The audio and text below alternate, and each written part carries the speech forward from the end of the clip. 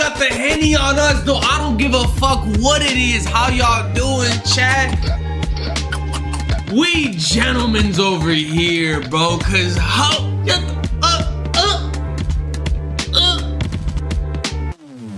Y'all know, only the real ones know what type of beat that is. Y'all know that song. Just think about it. Just think about it. You know that.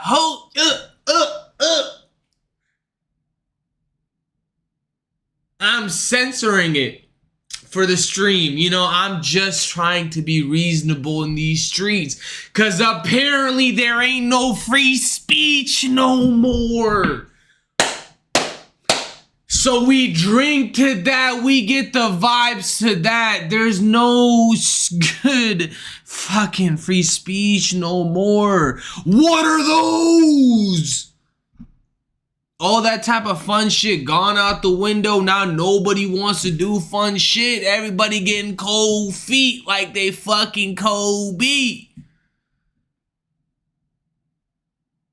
I don't know. I'm really been thinking about this, bro. There was supposed to be so many motherfuckers that made it by now. That, you know, wanted to get to the top by now. But what did they do? They got cold feet. So today, gentlemen, I'm getting real fucking emotional and giving you the speech of a lifetime. So get you a cold drink, a fucking sizzling, bizzling cold one.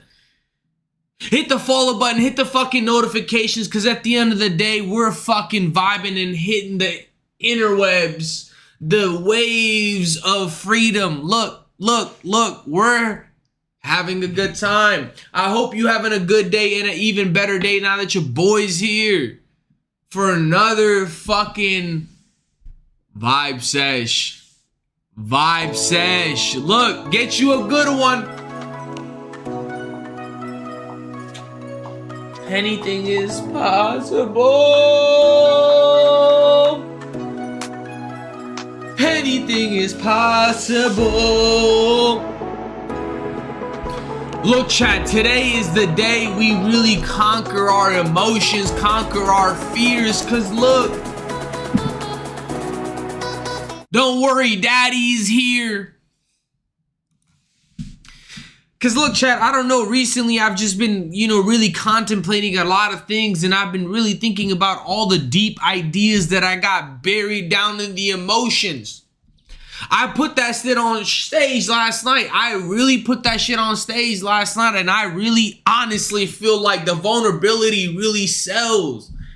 When I put my heart out there for 10 fucking 50. 1050. Did 10 minutes at a new place, really put in the hours, the effort, the really, really deep effort. Because I wanted to express the freedom of just fucking off and finding out on stage. Because I feel like too many people are taking things to the chest. Like, come on. God. What we doing? Why is everybody so upset? Everybody's so riled up on some bullshit. Let's get locked in for real. Let's be for real. You don't give a fuck about no war. You don't give a fuck about nothing except your electricity and water bill. Fuck is you talking about? Everybody on fucking line talking about some bullshit until you go do a fucking open mic and you go do what you gotta do on stage in front of some regular, normal people. And you see what the fucking shit really matters. Nobody gives a fuck about your political stance. They just want to lie, bro. Shut the fuck up and get on stage. And that's what I'm saying, chat. And recently, bro, I've been on some bullshit with myself because I'm over here being a sad boy over some dumb shit. Because I became a nice guy for a weekend and that shit didn't work out for me. So now I want to play heartbroken. But look, I said, fuck all that. Let's get on stage, bro. I was off for 2 weeks, but my boy invited me to this new mic. So I said, fuck it. Let's get it. I wanted to get out of that fucking depression.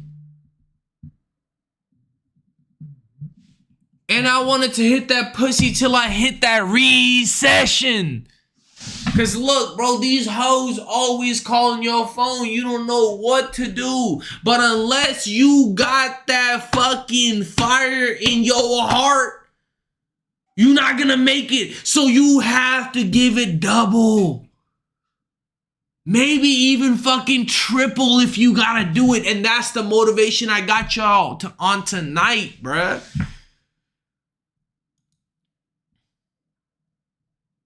Because there's a lot of bullshit going around. People think they can match your vibe, and as soon as you turn it up, and they're like, holy fuck, what the fuck? You weird as fuck.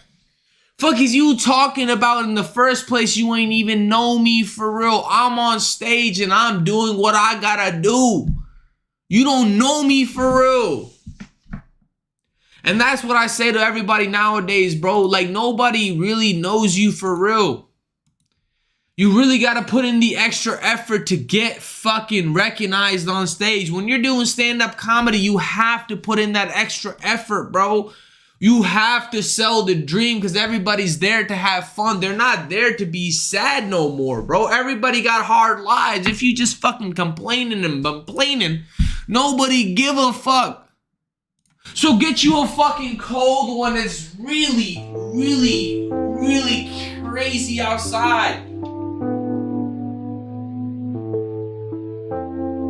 I don't know, bro. Last night changed my whole vibe. I was avoiding stand-up just because I was being a little bitch. But last night I did some stand-up and really, really enjoyed the fucking time. And I realized, what am I doing being sad over a bitch? Fuck these hoes and let's get on stage. Let's express our emotions on stage. Let's fucking write material. Because the thing is, bro, I realize a lot of artists, I recognize this. A lot of artists just want love, bro. They want to be held. They want to be the little spoon, you know?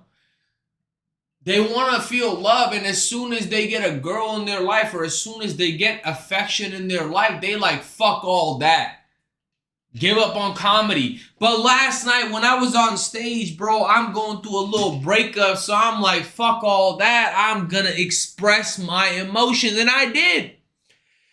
And I'm telling y'all, bro, that vibe was so different, bro. Everything felt so different. I did solid 10 minutes. And I was really feeling the zone. Because I'm telling you, bro, when you got something you love to the core, you gotta be in that pocket. Because otherwise, you about to pop lock it, you know? I think everybody needs to find that one thing they love. They need to find that one fucking, like, I don't know, like, that hobby, that passion, that emotion, that investment that you get on that one thing. It could be, like I always say, it could be comedy for you, but you're not funny than the boy. Of course, you can also do rap, music. Everybody's, you know, casually doing music, bro. Everybody's a fucking musician nowadays. So I'm, you know, wanting to do the same thing. That's too easy, you know. No, it's not easy, but like that's an easy way to cop out. Yeah, I'm a rapper. Like, but nobody drops music. I met 4 fucking rappers in the last week, and none of them have dropped music in their life. I'm like, fuck is you doing? Let's get to work. I need somebody to open my show. Let's get to work. Because here at the Mr.Muncher Academy, we really put in the effort. We really get to another level. I'm telling you, hit the fucking zone with me. Some of y'all motherfuckers are not locked in like that. You don't really know like that for real. A lot of people say they want it, but how bad do you really want it? I've been bombing on stage for the last couple of weeks, bro. I was supposed to give up. I was supposed to give up on this comedy shit. But fuck no. Fuck to the capital exponent. Fuck no. I'm locked in for real. This comedy shit is me, boy. I think that's the only thing I give a fuck about now, bro. Hey, what's good, Kaz? How you doing, bro? I feel like at the end of the day, I'm so locked in on this comedy shit that I have no distractions. Even if there are distractions, they're leading to the ultimate fucking goal. Is learn, right. Put the fucking grind in. Because I feel like that's where I've been bitching out on, bro. I've been fucking bitching out on the writing aspect. And last night, I let the new writing kid out. Last night, I'm telling you, that vulnerability sells, bro. I'm telling you, the last set I did was me really being out there for real. That was me being really out there for real. I was really trying out a lot of different fucking tricks. I was trying different fucking set. I was doing a whole low-key new set except a couple of punchlines. And I feel like that was a vibe, bro. The last few weeks, I've been fucking struggling. I think everybody has, bro. I've been struggling wanting to do work. I've been struggling wanting to do school. I've been struggling to do fucking house shit. Like, I've been struggling to do everything. But fuck all that. When I'm on stage, I don't give a fuck. And that's why I think everybody needs to find something they really. Because I don't know, bro. For the longest time, I didn't have nothing I gave a fuck about like this. I'm on stage begging for your love. But at the end of the day, at least I'm doing what I needed to do. When my homie,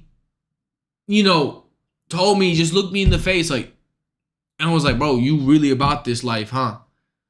I was like, fuck yes, bro.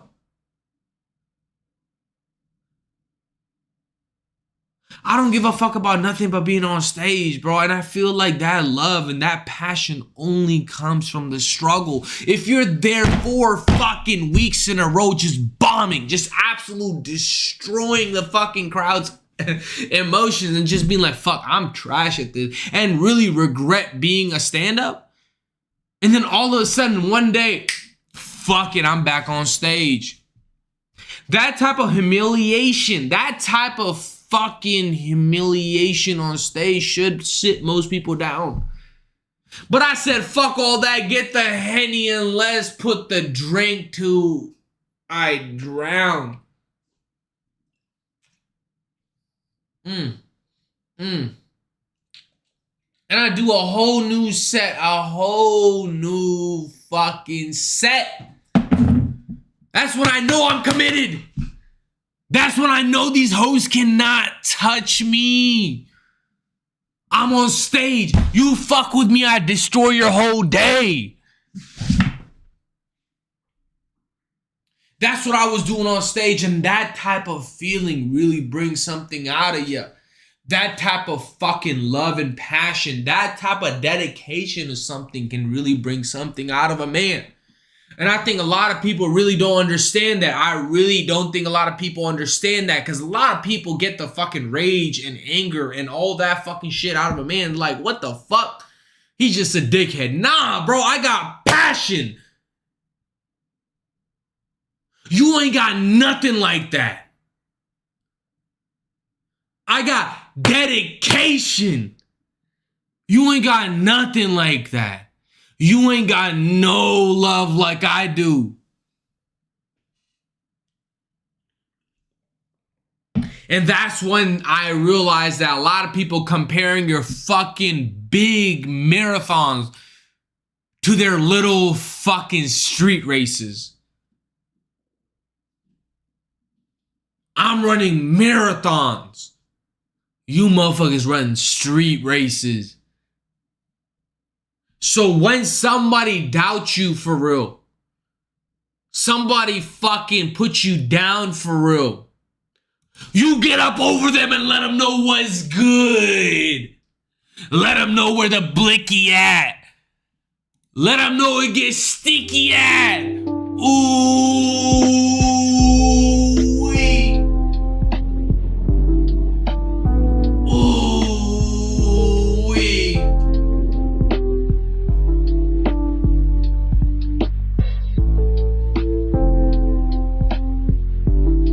Get the fuck out of here. I'm being nice. Get the fuck out of here. It's my turn to Aura Farm. Ah, where the Henny at? Where the Henny at? Where the Henny at? Hey, where the Henny at? Ooh, where the Henny at? Look, chat, look. When motherfuckers bullshitting you for real, you gotta put your blick up at their face and let them know I'm good. We still good. Let that blicky talk. So look, chat, if somebody pissed you off this week, if somebody really upset you, put that shit in chat so I can follow up with you if you put the blicky up or not. I need you to just let me know. Because look, we're having a good time. Hit the fucking follow button. Hit the fucking notification. At the end of the day, do some fucking laundry. Because I am.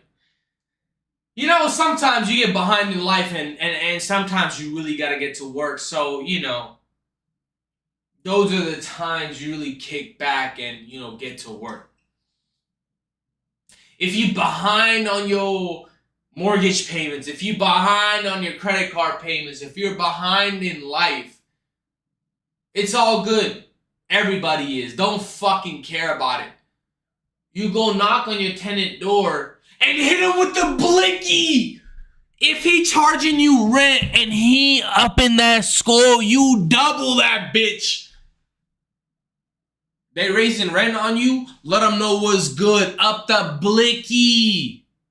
Up the blicky. Your light bill too high? Up the blicky. I don't think anybody really can force you to do nothing. Up the blicky. Nowadays, everybody up in the blicky, so why don't you? So look, chat, we're having a good time. We fucking memeing over here. Hit the follow button, hit the notifications, because we're scheming over here. I got goldfish with me. Look. I'm not snacking on nothing but goldfish, bro. Goldfish, the best snack. If you doubting it, suck my dick. Suck on these nuts.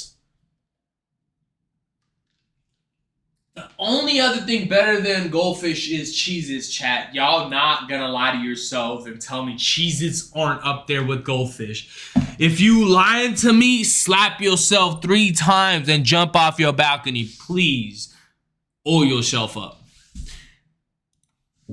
Look, bro, I've been fucking thinking about, you know, making aura pics again. I've not been really, you know, farming all that much aura, but look, sooner than later, I need to get to that aura.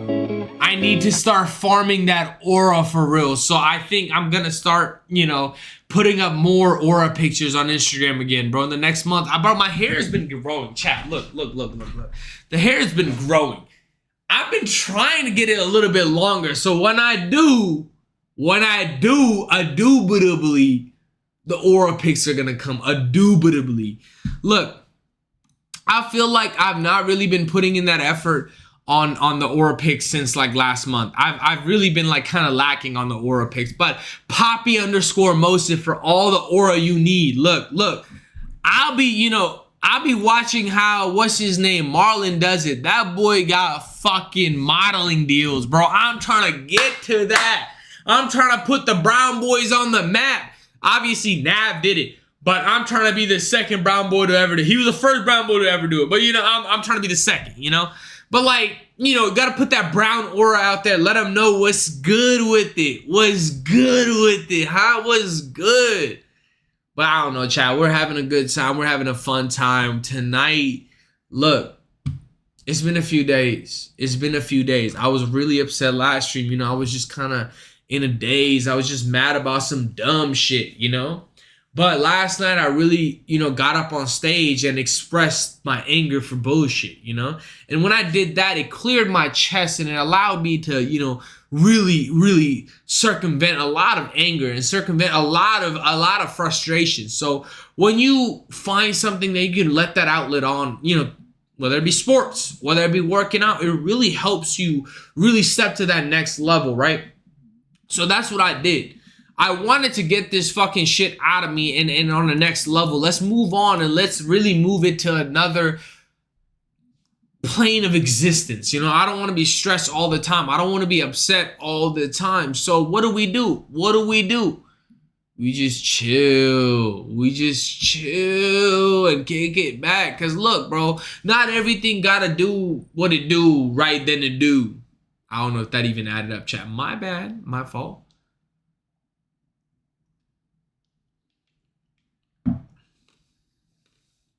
What I mean is, not every fucking fire needs to be put out. Sometimes you ride that fire till it fucking go. Sometimes at the end of the fire, you just go, it is what it is.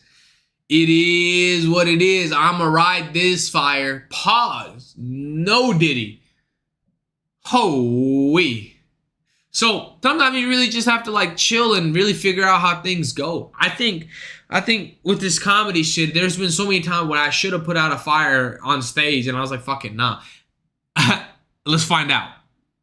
And I found out by somebody ripping the fucking mic out of my hand. So that was fuck around and find out for real.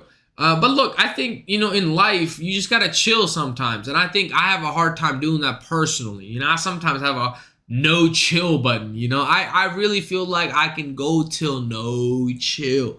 And that, you know, that could be just me annoying somebody, me being a dickhead, like, you know, things of that nature, me just being an asshole.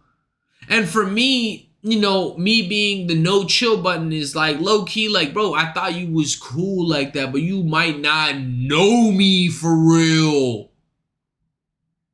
And that's what I realized over time in the last couple of months is, bro, like, even your closest friends, even your closest homies sometimes don't know you for real. And I've been putting 2 and 2 together, you know, making it about 74. And I think at the end of the day, I'm really, you know, trying my best to make it make sense. But sometimes it just don't gotta make sense. Sometimes whatever you feel, it is what it is. Because you don't gotta have those friends forever. But you are gonna have you forever.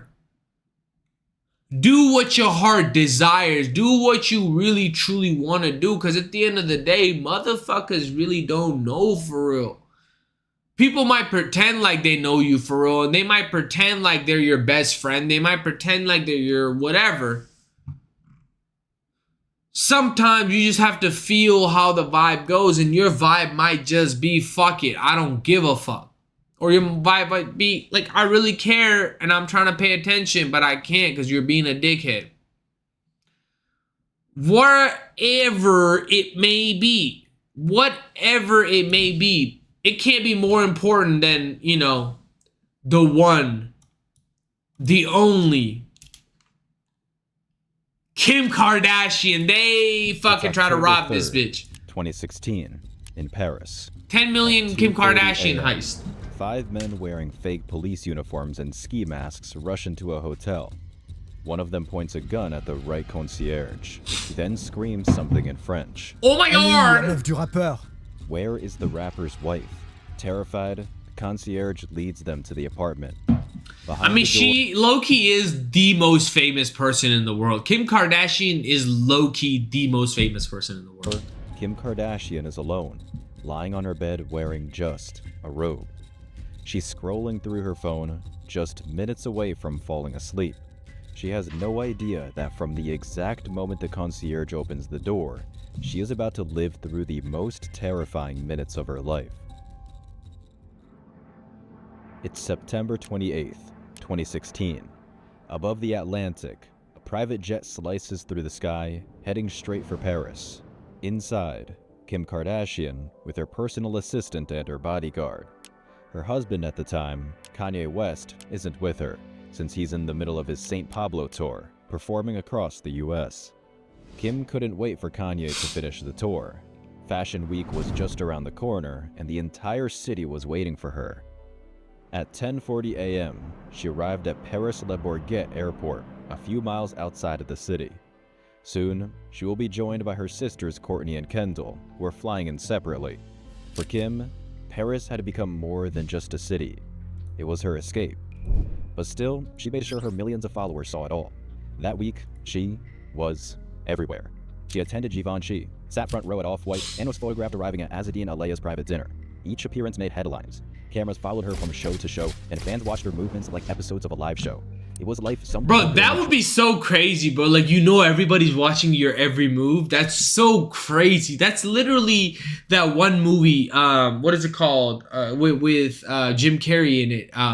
Dude, holy shit! Everybody watching you for a week straight. That's still crazy. And Kim was living it in front of the world, but all that sharing came with a cost. It had already begun on her very first day in Paris when a well-known prankster named Vitaly ran up and tried to grab her. Bro, Vitaly, why is he always in some bullshit, bro? He just be doing shit for real. With followers, it was just a prank. But to Kim, that's not even Vitaly, though. That's not even Vitaly. It was a warning she didn't see at the time. A sign of how easily strangers could get close. Still, she kept posting, day and night. Even in her private suite in Hotel de Portales, the camera never really turned off. The hotel is known in celebrity circles as the No Address Hotel, a hidden luxury residence shielded behind heavy black gates in one of the most exclusive corners of central Paris, just minutes from the Champs-Élysées. And to make it feel even more private, there wasn't even a lobby, just a narrow alley, a keypad, and a concierge at the desk. It was perfect for famous people who wanted to stay hidden. Beyoncé, Madonna, Leonardo DiCaprio, they'd all stayed there before. Kanye even owned one of the apartments for years. He and Kim stayed there during their wedding trip. The building itself is a 19th century Paris mansion once owned by royalty. I don't know that level of fame. That's crazy, bro. That's a different level of fame. If you're that hidden, like nobody knows, holy shit, that's crazy. It used to be a private house, but in 2004, it was sold for $38 million to a French billionaire. He turned it into a fancy hotel with 2 high-end rooms and 9 luxurious suites, and one of those was booked by Kim. She stayed in the most expensive suite, costing up to $16,800 per night. It was luxurious. Oh my god! Damn! Holy 16,000! That's a goddamn Honda Accord on a good day. A place designed for privacy. I knew one. That also meant minimal staff, no cameras in the hallways, and no real protection once you were inside. Staying that hidden came with risks. Just days before Kim flew to Paris, Kanye surprised her with a second engagement ring, a massive $4 million diamond. During her stay, she proudly showed it off in photos. Millions of fans admired it, but somewhere, others were paying close attention. Across Paris, a few of them immediately recognized the opportunity. They didn't see a celebrity, they saw a target. That's when they made the plan. It's a few days before Fashion Week. Inside a quiet Parisian bar, hidden from the noise of the city, a small group of men sits together. Although the Fashion Week is their main talking subject, they're not here to talk fashion. Their lives run on different rules, far from catwalks and flashing cameras. These men weren't from rich areas. They came from the banlieues, where reputation is the main currency. Most tourists never see the side of Paris, but in these neighborhoods, a different kind of network thrived. These men weren't stylists or celebrities. They were criminals, and they were planning something for Fashion Week. But this wouldn't be just another robbery, because this job would require more than brute force. It would need information. So after digging online, they found their target, Kanye's wife. That's how they knew her, not as a celebrity, but as the woman married to a man they recognized. They watched Kim's posts and mapped her movements. They confirmed she had no bodyguard on certain nights. They studied the hotel layout, the street, the police patrol timing. They prepared everything, down to the last detail. Police vests to command authority, fake badges to look official, and a handgun to make people obey. Just enough. Holy fuck, they went in with a full invasion plan. Holy fuck, bro. By the night of October 2nd, holy fuck, the plan was locked. The 5 men entered the hotel. 2 waited down by the entrance courtyard, 2 headed upstairs, and 1 outside on the lookout. Each had a role. No one spoke more than they had to, and just after 2:30 a.m., they stood in front of the apartment door. No alarms, no resistance, just a quiet hallway, and a woman inside who had no idea what was coming. Till this moment, the night had been quiet, almost peaceful.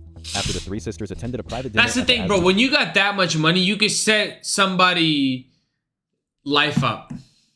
Like, you could set somebody's life up.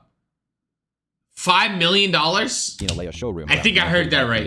Courtney and Kendall continued their night at the nightclub, La Arc. Kim went back to the hotel, so she had her bodyguard sent to watch over her siblings while she stayed behind in the suite. Around 1 a.m., she arrived back at the hotel. In her suite, she removed her makeup, took a quick shower, put on a robe, and settled in for the night. The streets outside were silent. The cameras, for once, weren't flashing. But down below, something had already gone terribly wrong. It's when it all changes. At 2:18 a.m., street camera spotted 3 men cycling toward the hotel, dressed as police officers. Behind them, 2 more approached on foot. By this hour, the hotel's main door was locked, so to get in, you needed a code, or someone inside had to buzz you in. When the group of 5 stood at the door, the concierge opened it without hesitation, thinking they were police. The break-in had begun, and at exactly 2:32 a.m., Kim's door burst open. 2 masked men stormed in, dragging the hotel receptionist, bound, gagged, and terrified. Kim froze. At first, she thought it was a prank. Maybe the bro, she literally, I heard about this shit. I didn't know this like full on happened, like where, holy shit. The prankster from earlier that week. But then she saw the gun. She called her bodyguard in a panic, but before the call could go through, one of the men snatched the phone away. The men shouted in French. "À terre!" She couldn't understand it, but she knew she had to go on the floor. They pulled her hands behind her back and tied her wrists with zip ties. One of them pulled a roll of duct tape from the duffel bag. There's no way. There's no way this is real. She had nothing underneath. The man grabbing her is Aomar Eid Kedid, 60 years old. Yeah, a 60-year-old man. He was the boss, known on the streets as Old Omar. He had spent decades in the criminal underworld, armed robberies, high-end thefts, and prison time. By 60, he wasn't just a thief. He was a legend among the old-school Parisian crews. And now, he was inside Kim's suite, pulling off the biggest celebrity heist of the decade. The second man inside the suite was Didier Debriuc. They called him Blue Eyes, not because he was charming, but because he stood out. At the time of the robbery, he was also 60 years old. Like Aomar, he wasn't new to this. Didier didn't say much because he didn't need to. He was there just to do the job and vanish. For a moment, she thought Aomar was going to violate her. But then, he tied her legs together. She was gagged and dragged towards the marble bathroom. The concierge, already tied up, lay nearby. The men worked quickly like they had rehearsed it a dozen times. Didier stood over her, waving the gun. With a gun pointed at her, she thought she was about to die. At the same time, Aomar began searching the room. Bro, this is crazy. If this actually bro, Kim Kardashian is like literally living in a movie, bro.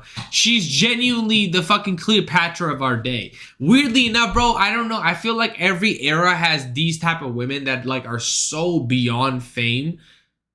It's crazy. Because it's not even something, obviously she made like the sex tape, whatever, but like she's so beyond, like I feel like every generation, every civilization has that one woman, bro. And Kim Kardashian is our legend in our age. He was calm crazy and focused. They knew exactly what they were looking for. Kim was on the floor, her heart pounding in her chest, unable to move. Aomar came close to her. He didn't yell, he whispered. La bague. Meaning, the ring. She shook her head, not because she was refusing, but because she didn't understand what he meant. He pulled at her wrist. The massive diamond caught the light. They snatched her engagement ring, and they went down the hallway to look for more jewelry. Necklaces, rings, earrings, gold, diamonds, all gone in minutes. And the whole time, Kim was silent. She was thinking of her children. Maybe she wasn't going to make it. But here's where things get interesting. Kim bro, that's probably why she was like, bro, I can't be with Kanye, bro. He's too well known. He's too popular. Alone in her suite. Her friend and stylist, Simone, was there too, asleep downstairs. She had no idea what was happening above her, until she woke up from Kim screaming. She immediately knew something bad was happening, so she ran into the bathroom and locked the door. From inside, she grabbed her phone and called the bodyguard, who was at the nightclub with Courtney and Kendall. After the call, he rushed back to the hotel as fast as he could. Around the same time, the 2 robbers started to panic. One of the men downstairs had warned them. The police were on their way. That man was Younis Abbas. At 62 years old, he was the oldest of the crew. Bro, they got fucking Gramps up in this bitch, bro. They got Gramps running this fucking operation. What the fuck's going on?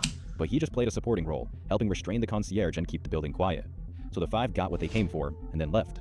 Just before disappearing into the Paris night, they locked Kim up in the bathroom, and then they vanished on bicycles. A surprisingly smart way to slip under the radar. No one suspects a man on a bicycle at 3 a.m., because in Paris, bikes are everywhere.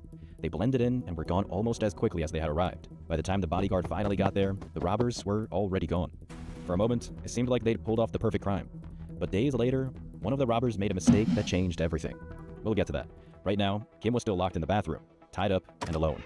Until her friend Simone found her and helped her to get free. Once untied, they called the police. At first, the police chief didn't know who Kim Kardashian was. That's why he asked the officer next to him. He had no clue. I mean, I guess, bro, even in comedy, they really say not everybody knows who you are, bro. So keep doing the comedy that you got, bro. Just keep doing what you gotta do, you know? Either. So he Googled her. Right away, he saw her millions of followers. That's when they realized she was a famous American reality star. Within an hour, the story was global. At that exact moment, across the Atlantic, Kanye was performing live. After someone whispered the news to him on stage, he stopped the show immediately and prepared to fly straight to Paris. In the city, the police arrived in minutes. But Kim hesitated. The robbers had also been dressed as police officers. In that moment, she couldn't be sure if she was safe or still in danger. Still, the cops searched through the suite. They couldn't find any fingerprints because the robbers wore gloves. They also used burner phones, and the bikes they escaped on had been stolen earlier that week. It was clean and precise. felt like something out of a movie. But not everything went perfectly. That's crazy, bro. This is literally a full-on move. What the fuck are they doing with what the They sped hell? away on bikes. One of them dropped Kim's platinum cross, worth around $31,000 onto the street. The next day, a passerby found it lying on the sidewalk. But the robbers probably didn't even care about dropping it. After all, here's the list of everything they got away with. Most of the jewelry probably ended up in Antwerp, Belgium, the diamond capital of the world. There, it was either sold off or melted down and transformed into brand new pieces. This made it impossible. You to drop jewel. a Jesus piece, like a literal cross, and it's 31K. That's some people's salary. A yearly salary. Well, how about the robbers? Were they ever caught? In a single morning, it all came crashing down. But how did police find them? We'll come back to that. For now, let's first see how Kim was doing in these months. Just hours after the robbery, headlines across the globe screamed the news. It was the biggest robbery of an individual in France in over 20 years. This experience changed her forever. The same morning, Kim flew back to New York, covering her face under a black blanket as cameras followed every step. For the first time in her career, she went completely silent on social media. Friends said she barely spoke. She just stayed at home with her kids. But while Kim tried to heal, French police were closing in on the men who turned her world upside down. And soon, Bro, that would traumatize the fuck out of somebody, of course, bro. And you're still in the camera light? Yo, that's crazy, bro. That's low-key, like you, yeah, holy fuck, bro. That, I feel bad for Kim sometimes, bro. Like, low-key, she might be cool, but bro, imagine, no matter how hard life is, bro, everybody recording you at all times, bro. You're literally getting documented, bro. You can't, like, you, holy fuck, bro. I'm not gonna lie, sure, I talk about, like, her being, like, rich and famous, but, bro, it's kind of sad if you really think about it. You're not living her life, bro. Everything you do is, like, watched, and you're like, bro, I have to be the perfect person, and you just got robbed. Nobody was going, holy shit, that's kind of sad, bro. they had to make their move. In the first weeks, the trail was cold. Paris police had almost nothing. No fingerprints, no clear security footage, no reliable witnesses. But there was one crucial clue that robbers hadn't counted on. A small trace of DNA left on the plastic bindings used to tie Kim's wrists. But there was no match. At least, not yet. French police knew this wasn't the work of amateurs. The plan was too sharp, too clean. But slowly, they built a map. A perfect puzzle was starting to come together. What eventually followed was a coordinated series of raids across Paris. It's 6 a.m., January 9th, 2017, 3 months after the heist. In the suburbs just outside of Paris, police surrounded an apartment. They're about to strike. Inside, Younis Abbas, one of the 5 men who stormed the hotel that night. He is still asleep. In seconds, the door bursts open. Officers rush inside, shouting commands. Months of thinking he'd gotten away shattered in one morning. And he wasn't the only one. In one massive operation, police carried out raids all across Paris and its suburbs. 17 suspects were arrested at the exact same time. Among them, the 5 who broke into Kim's room, plus the team who helped make it all happen. One by one, the men behind the biggest celebrity heist in recent history are pulled from their beds. Kim was informed immediately. The arrests gave her some closure, but not peace. Because where is the jewelry? And what happens next for the men who pulled off the heist? On top of that, some even believe it was an inside job. They started pointing fingers at the concierge. Why did he open the door for strangers in the middle of the night? With the hotel's cameras mysteriously turned off that evening, no one could fully prove what happened. The police found this suspicious too, so they decided to bring him in. After hours of tough questioning and going 36 hours without sleep, he was finally let go. Another theory pointed at someone much closer than anyone expected, Kim's own driver. He wasn't just any driver, he worked for the luxury limo service that handled all of Kim's movements in Paris. That night, he was the last person to drop her off, the last to see her before she went into the hotel. When police started making arrests, he was among the 17 suspects taken in. Was he involved? Did he tip off the robbers? Or was he just in the wrong place at the worst possible time? In court, the truth finally started to come out. But it didn't happen overnight. For years, the case moved slowly through the French legal system. Police had to connect clues from phone calls, street cameras, and tiny bits of DNA. It wasn't until April 2025, almost 9 years after the robbery, that the big trial finally began in Paris. 10 people were on trial. Among them were the 5 main robbers who broke into Kim's suite and others who helped plan or hide them. Because many were in their 60s and 70s, the French media called them the Grandpa Gang. The grandpa gang is crazy, bro. Imagine your grandpa get caught lacking in a fucking bro. Your grandpa gangster, bro. Charges: armed Grandpa robbery, gang? kidnapping, and being part of a criminal group. 9 Holy men and shit, 1 woman that's were accused of gangster. carrying out or aiding the armed burglary of $10 million worth of jewelry. During the trial, Kim spoke in court. She shared how she thought she was going to die and begged for her life. Even inside the courtroom, the atmosphere felt surreal. The men on trial were older, gray-haired, some using canes. In French media, journalists joked that they looked more like grandfathers at a family lunch than dangerous criminals. Throughout all this, Kim remained strong but deeply affected. She talked about her children and how she kept replaying the moment in her mind, thinking she might never see them again. Her words left the courtroom silent. Even some of the robbers looked down at the floor. After this, each man gave his own version of the story. Some tried to act like they were small players who only did small tasks. Others completely denied any involvement, hoping to distance themselves from the violence. But evidence spoke louder. Wiretapped phone calls revealed them plotting how to move and sell the jewels. Nearby street cameras caught them cycling away into the night. And most crucial of all, DNA from the zip ties directly tied both Aomar and Eunice to the crime. With that evidence, they had no choice but to confess. Aomar, the man believed to be the leader, even wrote Kim a letter during the trial to say sorry. But for Kim, it didn't help much, because the fear would stay with her forever. In May 2025, the final decision came. 8 of the 10 were found guilty. The 5 main robbers got the heaviest sentences. Old Aomar, who is now deaf, was sentenced to 8 years in prison on Friday. The others got between 3 and 8 years. But in France, they could avoid going to prison if they stay out of trouble for a certain number of years, something that shocked many people. The trial closed one chapter, but many questions still hang in the air. Like, where did the rest of the jewels go? That's something we still don't know to this day. Bro, low-key, they probably made their families, like, extremely rich. They probably gave it out to people and, like, were like, bro, we got everybody else with the guaparoni, you know? Like, bro, there you got caught lacking. Almost none of the stolen jewelry was ever found. So Kim's famous $4 million diamond ring is still missing. In the end, this... $4 million? That's low-key crazy, because, bro, they low-key won still. Because, bro, if you're in, like, poverty, like literally you don't have food and water, you don't have the basic necessity, and you get, like, a dub like that, ooh. This heist wasn't just about money or jewels. It was a wake-up call about the real price of fame. It showed how a single social media post can turn a superstar into a target overnight. For Kim, it changed everything. She started traveling with stronger security, stopped showing expensive jewelry online, and even took a long break from social media, something no one ever expected from her. It made her rethink every detail of her public life.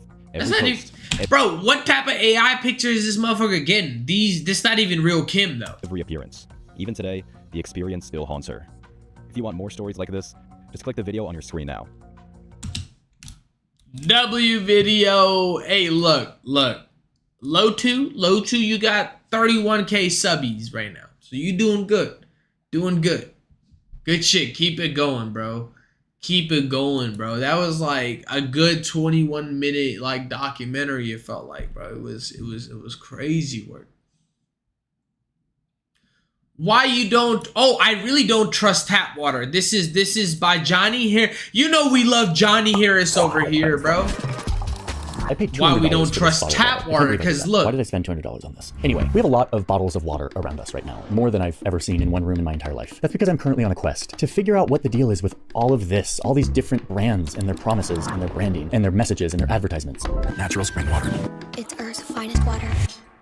I'm going to be doing a bunch of blind taste tests to see if I can tell the difference between cheap versus expensive water. And then I want to do a deep dive on the water itself. What's actually inside this? Where does it come from? How is it treated? Are any of these health claims legitimate? And who are the companies who are selling it to us, making $350 billion annually? Billy on water? Oh my God. 348 billies on water, bro. They out here fucking rinsing us. Literally rinsing us off the fucking most natural resource on Earth. Why? Whole bottled water industry. Can we trust them? Oh, and what's Jennifer Aniston doing rolling out of bed like this, deer in the headlights, clutching a bottle of smart water? And most importantly, is the stuff inside of this bottle better than the stuff I get for basically free out of my tap?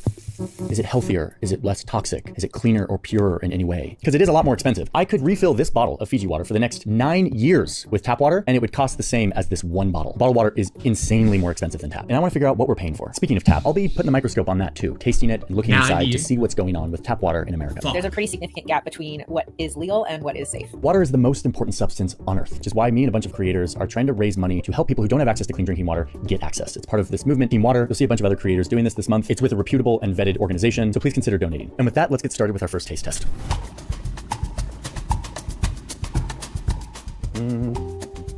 First up, this, which I don't know what it is. I'm about to taste it. Nice on the nose. Tastes like water. Okay, here goes B. Okay. I like that one the most for some reason. I just like that one the most. But they all just taste like water. All right, my winner for this one is C. What was it? No way. Oh God. Oh, this was truly blind by the minerals. This is a blind taste test, totally unprimed. We did all this work behind the scenes to make sure that, like, I don't know which one it is. And I immediately was like, ooh, that one feels nice. Wow, that is amazing. Okay, we'll do another one in just a sec. Putting water into a bottle is a profoundly symbolic act. You're taking this thing that is a universal human need, we could argue is a universal human right. Everyone should have access to clean fresh water. And you're commercializing I 100% believe that, bro. Every fucking third world country has water problems, and that's what really helps the fucking superpowers stay super, because when you don't got water, you really genuinely cannot really build anything, really. Like it's just pure science. At the core of this story is the strange reality here in the modern economy where we interact with corporations all the time and we want to trust them, but we don't totally know if we can, because sometimes they're hiding things. And in this case, they are. I'm talking about this right now because this is what happens every day when we're on the internet. Like right now, your information is being bought and sold on an open market. That is a key economy in the modern age. Your name, your birthday, your address, what you do on the internet, what you like, where you live, all of it is valuable so that people can market things to you or sell that data somewhere else. I'm telling you about this because Incognito. Yeah. Thank you, Incognito, for sponsoring today's video. We got more water to try. We got more corporations to talk about. Let's get back to it. If you go back to the 70s and you look how much water we drank out of bottles, and then you compare it to how much we drink today, you will see that bottled water has had a wild ride over the last few decades. Like, this used to not be a thing, and now it is. That's partly because in the 80s and 90s, we drank so much soda and milk, something we've made a video about here before, and we realized that that's maybe not the best thing to drink all day, every day. CDC came out with all this stuff, we switched more to water. That's actually a great trend. It was also in part because of a death. The death of this.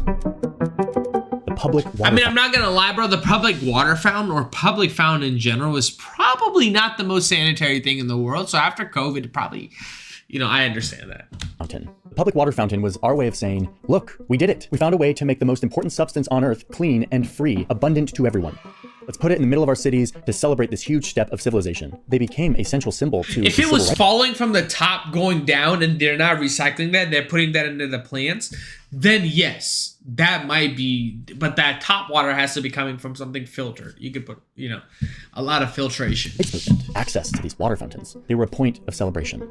But then we went through a phase here in individualistic America where we cut back on public infrastructure, and water fountains fell prey to this. Pair that with a few contamination outbreaks at public water fountains, and by the 1990s, water fountains had... That was fake news, I feel like, bro. They were trying to pass other law. That was fake news. Turned from celebrated public offering to ugly but functional requirement for schools and offices, with my mom, like many parents, warning me that this part of the water fountain was actually a death trap. And then there was the tap, the stuff we have in our home. There were a few major, highly publicized cases of contamination in people's tap water in America. And this added to an increase of skepticism, a lack of faith in our public water infrastructure. People were losing faith in the tap. But wait, let's just clear something up right here and now. Is our water from the tap safe to drink here in America? It's kind of an important question. The answer is, by and large, yes. For most of us, it is totally safe. There's some geographical variation to this, and there's some nuance in what safe means, and I will get to that. But every expert I talked to said, American tap water is among the most tested and safest products you're going to consume in a given day. I'm a really big proponent of tap I definitely believe that compared to all other fucking third world countries that I've been to. Them shits is like literally having dark brown water as tap water. At least American water is like clear. You should really value and treat as a really important thing. Obviously, as a water sommelier, I really love the opportunity to taste waters from all over the world, but mostly I try to advocate for having fresh, clean tap water available to everybody. I drink that mostly myself. Yes, it's safe, but what matters is what people think. And into the 1990s, people really started to lose faith in the tap, and public water fountains really started to disappear. Here's what's so annoying is that I'm at the airport and I've got this empty, and I can't find a water fountain anywhere. There's water bottles everywhere I look, but no water fountain. So it's like, even if I want to do this, there's just not infrastructure for it. What happened in the old days when water fountains were like at the center of everything? It's annoying. So here come the corporations. It's the 1990s, and we're drinking fewer sugary drinks. That's good. And the companies who make those sugary drinks see an opportunity. They already have big facilities where they bottle stuff and ship it all around the country, and they're now getting in trouble and under a lot of scrutiny for how much sugar they're pumping into the economy. Pepsi launches their brand Aquafina in 1994, and Coke launches Dasani a few years later. For all of life's thirst-worthy moments. Great tagline, guys. Nestle, who now is owned by another company but kind of makes everything, also got into the bottled water game. Now, bottled water had existed before this. They didn't invent this stuff, but it was kind of niche. It was in health food stores. It was very esoteric. Now it was going mainstream, and all these brands were using a clever little trick. A lot of times bottled water is bottled tap water. Taking a bunch of tap water, running it through some extra filtration, bottling it. If I paid $3 for fucking tap water, I'm about to Swiss cheese that whole restaurant. I'm about to fucking lose my mind. I'm not having it. And selling it for 2,500 times the cost. Seriously, 2,000. I'm Swiss cheesing the whole neighborhood. It's over with. The blicky is up. The restaurant getting blicky down. Oh my God, no way. And the cap and all of it, all the production costs, it's still around 2,000 times more. And we bought it. Like, bottled water started to surge. And today, there's This is pissing me off. $352 billion worth of bottled Bro, this is why inflation is so high, because these motherfuckers realize we can be finessed. The local people can be finessed, and we've been getting rinsed ever since. We're getting titty sucked. water that is sold in a 500 billion plastic bottles. More plastic Holy bottles than you and I can ever imagine. fuck. A few years ago, Reuters did a great 3D visualization of this. The moment you land on this page, bottles start falling, starting to count up the number of plastic bottles that have been used since you opened the page. Kind of anxiety inducing. Then it shows you how many bottles are consumed. Pissing in a me day, off and right in an now, entire bro. year. I mean, it's pretty nuts. It's a lot of plastic. For now, I'm going to try to stay focused on the central question to this video, which is why do we pay a price that's 2,000 times greater for this than the stuff that comes out of the tap? But first, Disani? let's do another case test.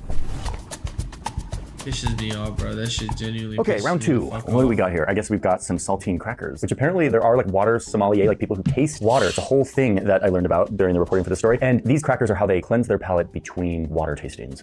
Humans are interesting creatures. My palate is cleansed. I'm ready for my next round. Perfect. Here we go. First up, we've got this, and I don't know what it is, but I'm going to taste it.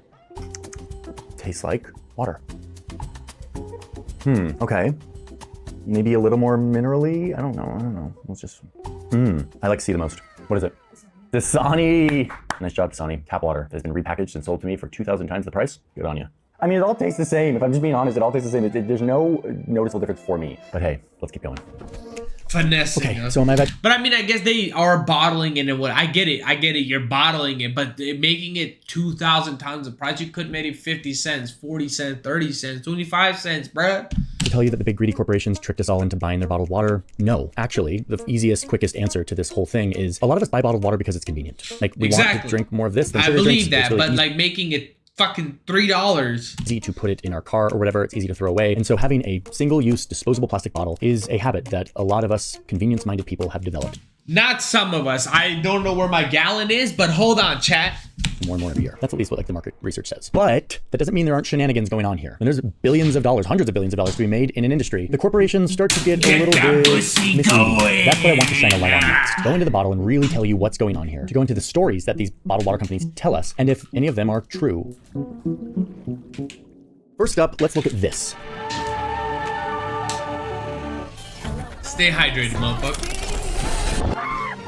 So let me just super clarify that despite all of these images and beautiful stories, most bottled water that is consumed in America, over 60%, is bottled tap water. It's tap water that's gone through some extra filtration and purification. It is then put into a bottle and sold. We've been getting finessed. We've been getting rinsed. Dasani, Aquafina. The secret got out in 2004 when these guys were trying to get into the UK. They launched their big campaign of Dasani, and then people found out that it was just filtered London city water repackaged, and they were very angry. And then someone tested the water, and it came out that there was illegal amounts of cancer-causing contaminants in Dasani's water, and the ruse was up. Not only was it tap water, but it also wasn't clean. Dasani had to cancel the warranty recall like hundreds of thousands of bottles, and it was bad. What Most the people fuck? assume, especially because of the marketing around bottled water, that it They would still be making significantly cleaner than tap water. billions. And then in most cases, that's just not the case. Again, if you are a consumer of bottled water because it's convenient for you, then maybe this is not that surprising or worrisome. But don't be deceived that this stuff and this stuff is coming from anywhere but the tap. Okay, but now you're asking, what about spring water? Natural spring water. It may be the best tasting water on earth. Spring water. This sounds delicious, right? It comes from a That's what I've been spring, drinking, just you know, groundwater, like untouched. specifically There's a place called Poland spring It's up water. in Maine, and it was a wonderful spring for a few years until this company sucked it dry like decades ago. And now they get their water not from Poland Spring, which has been sucked dry by them, but from a bunch of other groundwater that they classify as a spring. People who are suing them say this isn't a spring. They say that it's a, quote, man-made gravel pit collecting groundwater that then has to be super purified and filtered to make it drinkable. Anyway, there's been a bunch of lawsuits. You can read about it in our citations, which gets us perfectly to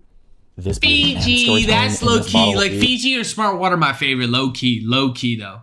Staying hydrated, Fiji or Smart Water, low key though. Is immaculate. And it is a true story in some ways. Fiji Water says that it is from the island of Fiji, that it is natural artisan water. It has natural electrolytes, and it's the smarter choice. As tropical rain slowly filters through volcanic rocks, it gathers electrolytes and minerals that gives Fiji water its signature soft, smooth mouthfeel. How smart is that? They call It does themselves taste Earth's a finest little water, different. untouched by man until you open Could the be bottle. dumb. Okay, so what's the deal here?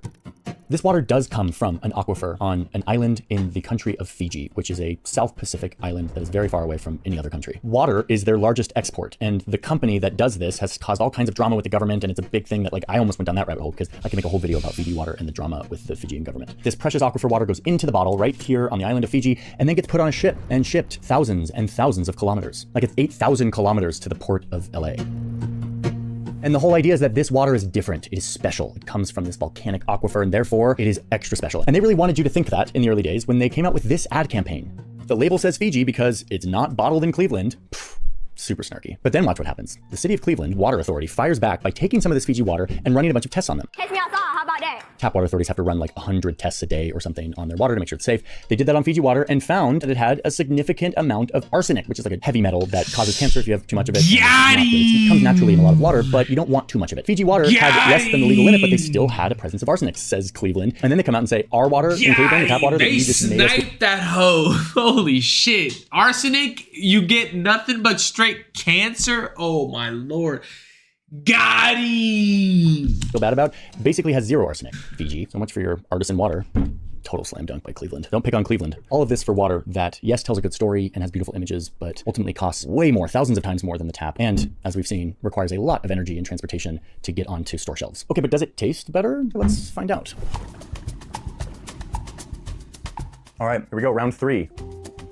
Okay. Definitely more minerals, maybe? Kind of rusty, or like minerally, I don't know. I am not into that for some reason. I guess I'm into B. What is it? No way! I swear. Bro, I don't know if he's capping or not, bro. Is he, y'all think, hey chat, let me know. Y'all think he's fucking capping or that's like real for real, you know? This is an actual experiment. And I actually prefer this. I'm not gonna lie, bro, the Fiji is my best tasting, but Fiji tastes clean. Weirdly enough, it's hard to say. You drink water and put your face in front of an AC, it just feels clean. That's what Fiji water tastes like. It just feels like just that, all that arsenic in your mouth, you know? It's like just all that, like, you know, clean air. Like, 'cause you know, when you put your face in front of an AC, you're getting cancer toxin. But tap water, it might have a lot of minerals that might fuck you up if you're in a third world country. But at least in America, it seems to be doing good. But it just tastes nicer and doesn't have any microplastics. Tap water, coming in strong. All right, let's keep going. Okay, now let's talk about health claims, because more and more you see water that isn't just about purity, but it claims to like be better for you. Like it's ionized alkaline water. So much alkaline water these days. Alkaline, pH. This Icelandic spring water says that it is naturally alkaline. Alkaline just means that the pH number is high. It means it's not very acidic. The lower the number, the more acidic. The higher the number, the more alkaline. Core hydration, perfectly balanced pH. Alkaline, pH, perfectly balanced hydration. Ionized sport water, pH of 9+. Proprietary electrolyte formula. It's built for all-day hydration for the athlete in all of us. Wow, makes you think like there's something real special in this bottle. These waters claim something more than just hydration. I'm gonna go through each of the claims real quick. I'll put all of the studies in the sources. Let's first start with the one claim that actually has some merit behind it, which is minerals. When we drink water from nature, it comes with minerals in it. Minerals like calcium and magnesium. And minerals are good for us. They're good for our bones. They're good for our heart. They help our body function better. So some studies link mineral water with better health in some of these areas. Now the catch is a lot of your tap water is often hard or has minerals in it, and you're getting minerals from a bunch of other stuff that you eat if you have a varied diet. But if you're somebody who wants to include more minerals in your life, having mineral water, whether it's added in like a lot of this stuff has for taste, or it's from a natural spring that has a bunch of minerals, that's great. That's actually scientifically good for you. People also use minerals for taste. Like minerals are the one thing that really affect what your water tastes and feels like in your mouth. So minerals, they're legit. They've always been a part of water, and they should always be a part of water. Okay, what about alkaline? This word alkaline. Essentia, number 1 ionized alkaline water. Alkaline just means not acidic. And the theory and kind of inference behind this claim is that your body needs to retain a certain alkalinity. It can't be too acidic. And that by drinking this water, you will have, as some say, perfectly balanced pH. Is this more than water? Does the alkalinity make a big difference? I wish it did. It does not, at least according to science. Or, in other words, the Mayo Clinic. They say, for most people, alkaline water is not better than just plain water. Damn. Oh, that's great. Just like so straightforward. Mayo Clinic. Dietitian from the Cleveland Clinic says that Just finesse the whole system, bro. They've been fucking milking you for the free. Oh my god. science does not support these We've claims. been getting milked. It is marketing hype. And to top it off with a third, the British Journal of Sports Medicine concludes that the claim of alkaline or ionized water having positive health effects have a flimsy rationale and no rigorous experimental support. Okay, but what about electrolytes? Electrolytes is a word we've been hearing since the 90s when it comes to like hydration. That seems legit. And indeed, it is. Electrolytes are minerals like salt that hold on to water. And when you are sweating a lot, they do indeed help you replenish your hydration level quicker. That's why they're like the special ingredient in sports drinks like Gatorade. But the reality is that most of us aren't sweating like these guys, super sweaty, like NFL, like volleyball players who are just like sweating. Like they are sweating. Those are real athletes who are sweating all the time. They need to replenish way faster. I go on a 45-minute jog once a day or something and I sweat. I don't need a ton of electrolytes to replenish. I have the rest of the day to do it. So it turns out that electrolyte infused water doesn't confer any extra special benefits than the hydration. What about Gatorade though? Gatorade tastes so good. You know, all that sugar. Regular water, including the water from the tap out of my old whiskey bottle. And that is the upshot of all of this. All of this water that has been story told and packaged to us is really not that much different than this, the stuff that came out of my tap. Now, again, there's some nuance depending on where you live. That's a cool bottle to have, for 90% of Americans, you're not getting much else out of this other than convenience, which if that's why you're buying it, go for it. It is a psychological paradox that people are so willing to mistrust their tap water. I might and so have to willing start using a glass bottle instead of plastic. I'm not gonna lie. That shit look cool as fuck. It might be better for you health-wise too. to buy into the hype of water that is sold to them with a story. Cause I got this plastic, and if you leave it in the heat, that shit gets fucked up. Let's finish this video by talking about tap water. Finally, is your Why tap do you have water so much safe water, and though? clean? I've said a million times that yes, it is, and now I'm going to throw a little gray area nuance at you, and you will be potentially unsatisfied with the answer, as I am kind of unsatisfied with the answer, but I promise it'll all make sense. I'm going to empower you with knowledge here. In the United States, over 90% of the municipal water sources, the community-based water treatment that comes out of the tap is clean, which is amazing. The stuff that comes out of the hose and the shower and goes into the toilet and the tap, it's all abundant, clean, safe drinking water. Okay, but watch what happens when I go to this website, Environmental Working Group. If you type in your zip code here, not my real zip code, you will see a bunch of data about your tap water. All of this represents the different contaminants that are in your water. It's basically impossible to have water that has zero trace contaminants. But this group, this Environmental Working Group, has come along and said, yes, this stuff is legal, but it's not ideal. We could do better. If we had a better water system, we would not have this much arsenic, 0.109 parts per billion. They want us to have 0.004. The government is okay with us having 10. And you can see that I'm like 1% of that. So I'm still well below the legal limit, but EWG says that we can do better. There's not a black and white here. There's not a yes, you're safe, no, you're not. Figuring out how high you are above the guideline. That does matter. The higher it is. I'm not even saying that, like,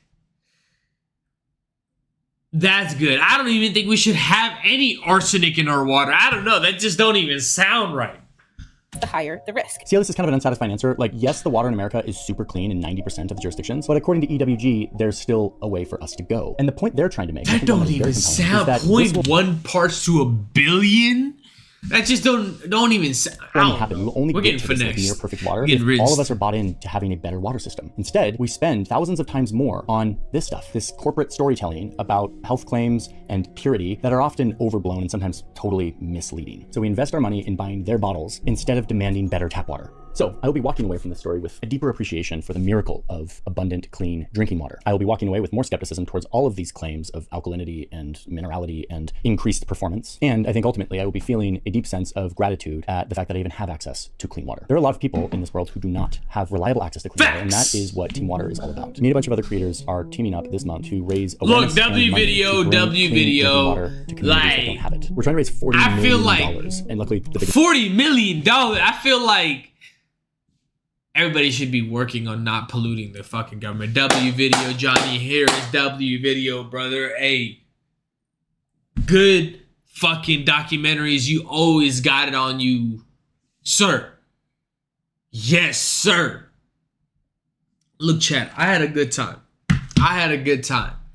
I hope y'all did too. I hope y'all enjoyed the vibes. Cause look, bro, I'm really trying to provide y'all that extra content. I don't know, I'm just trying to order a farm right now. But look, if you really enjoyed, hit the notifications, hit the like button, hit the damn subscribe button if you're really about that life. If you really know what the boy's on. If you really know the boy's bringing you that top-notch content. If you're watching this after the fucking live stream, hit the comment section. Let me know what the next react gotta be. You know, we're having fun. We're enjoying the vibes. Because until next time, I got the Henny on me. I got the Henny on me.